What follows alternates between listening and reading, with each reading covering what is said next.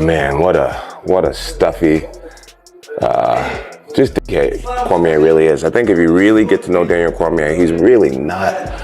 Yeah, it was nice. He's an asshole. He is an asshole. Jon Jones and Daniel Cormier were recently brought together in Thailand to film a Russian MMA reality series.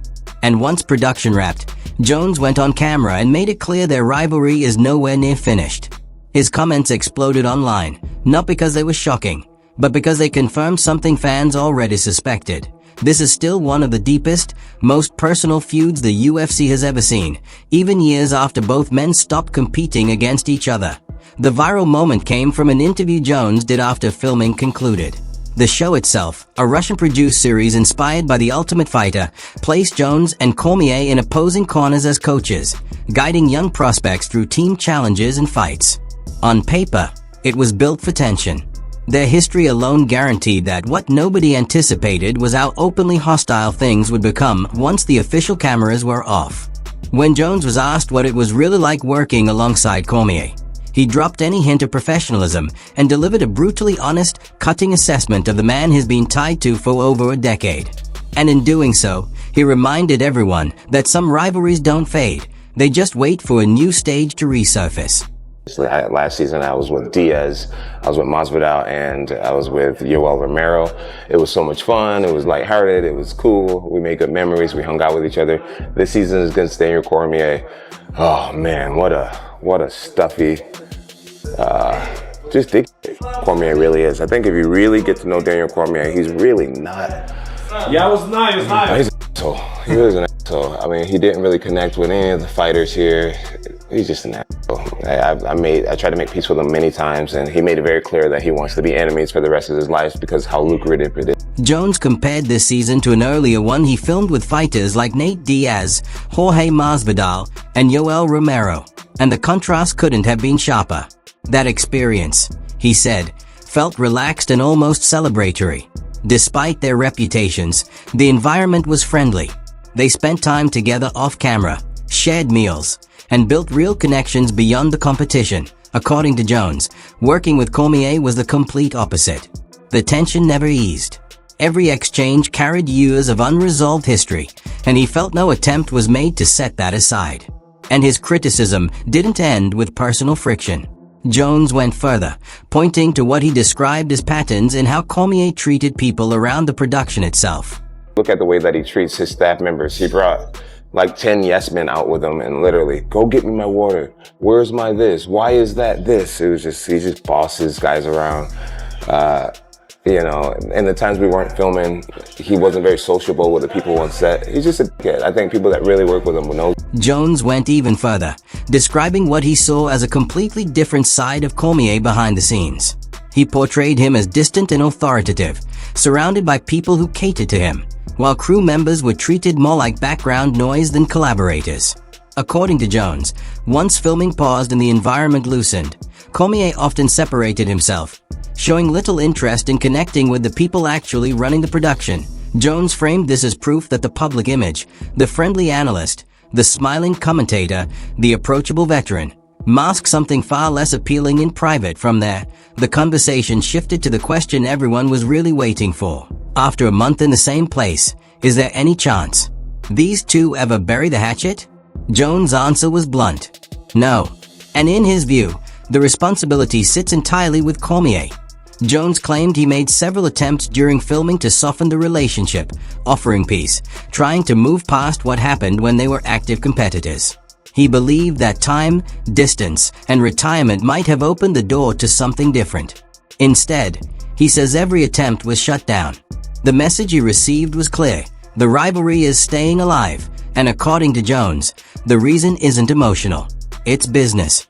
Their feud became one of the most profitable storylines the UFC ever had. It sold events, fueled headlines, and created years of content.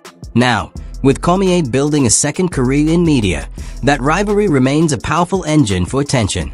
Letting it go would mean letting go of what still drives engagement.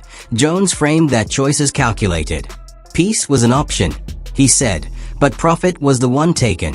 And with that, he pointed back toward the moment that still defines their rivalry more than anything else. But the one thing I do know is that I made him cry in front of the world. I took him off of the list of being considered one of the greatest fighters of all time. He'll be even lower in the rankings of the greatest heavyweight of all time because my prospect, Gable Steveson, is going to be 3 times the champion Daniel Cormier ever was. And so he'll just always be in my shadow one way or another. Jones eventually steered the conversation back to the moment that still defines their rivalry more than anything else, the head kick knockout at UFC 214. The image of Cormier unconscious on the canvas has lived in highlight reels for years, and in Jones' mind, it represents the final word on who was superior. What he didn't emphasize in that clip is what the record shows. The result was overturned after he failed a drug test. Officially, it isn't a win. It's a no contest. A moment frozen in time, permanently stamped with controversy. Jones then added a new layer to the story by bringing up Gable Steveson, the Olympic champion wrestler he's been mentoring. He suggested Steveson could one day eclipse what Cormier achieved, framing it almost like legacy by proxy. If he can't stand over Cormier himself anymore, someone from his circle might. Since the interview dropped, it spread across the MMA world. Every major outlet picked it up, not because it was shocking trash talk, but because it confirmed something many fans already believed. Whatever chance there was for peace between these two is gone. What makes the footage hit harder is the timing. Before filming, Jones had publicly sounded hopeful that working together might soften things. That optimism didn't survive Thailand. Cormier, for his part, painted a much calmer picture before Jones' comments came out. He said being around Jones felt different now that fighting was over. Less volatile, more professional. He even revealed they discussed competing in other ways, boxing, and more seriously, wrestling, with Cormier confident he could dominate Jones on the mat. Jones didn't dismiss the idea, but he didn't embrace it either. Even if something like that happened, it wouldn't bring closure. The reason this went viral isn't just because of insults. It's because it proves that after more than a decade, these two still can't share space without it curdling. They were supposed to mentor young fighters and model professionalism. Instead, they left more entrenched than ever. And to understand why, you have to understand the history. This was never a manufactured rivalry. It wasn't built by marketing meetings or scripted tension. It grew out of ego, humiliation, physical violence, drug scandals, and years of public resentment. Every exchange between them carries all of that weight.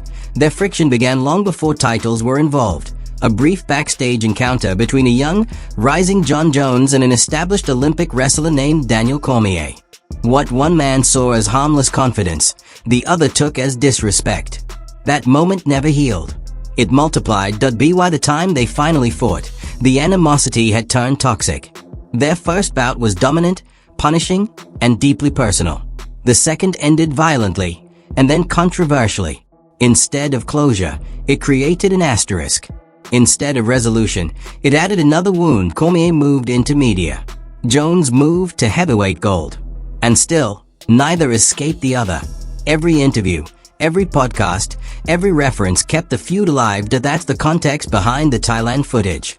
When Jones says Cormier wants this rivalry forever, he's talking about more than dislike. He's talking about a decade of shared damage that became an industry. Whether Jones truly offered peace or whether both men experienced those weeks differently almost doesn't matter. The outcome is the same. They didn't leave closer. They left confirmed.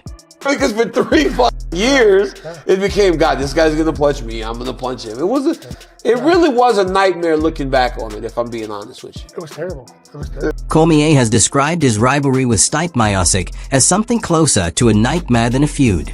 For years, every conversation, every shared space, came with the unspoken understanding that they were eventually going to try to seriously hurt one another.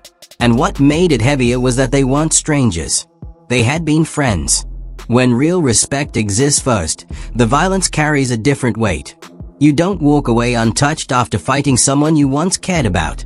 Their first clash in 2018 ended abruptly. Cormier overwhelmed Miocic early, stopping him in the opening round and becoming one of the few fighters in UFC history to hold championships in 2 divisions at once. But what followed quietly fractured the relationship. Miocic expected an immediate rematch. Instead, he waited while Cormier chased a blockbuster opportunity that never came. That pause changed the tone. When they met again the following year, the story flipped. Cormier controlled much of the early fight, leaning on clinch work and pressure. Then Myosic made a brutal adjustment. He shifted his focus to the body. Shot after shot landed. The damage built. The pace changed. And eventually, Cormier's guard broke. Myosic poured it on and stopped him, completing one of the most dramatic heavyweight comebacks the division has ever seen. I felt like shit. Those first 2 rounds, I was like, what am I doing? I fought a day of my life. And I was like, it worked out. Thank God. Thank God. You started throwing those shots to the body. Their final meeting came in 2020, inside an empty arena, with the world shut down and every impact echoing through silence.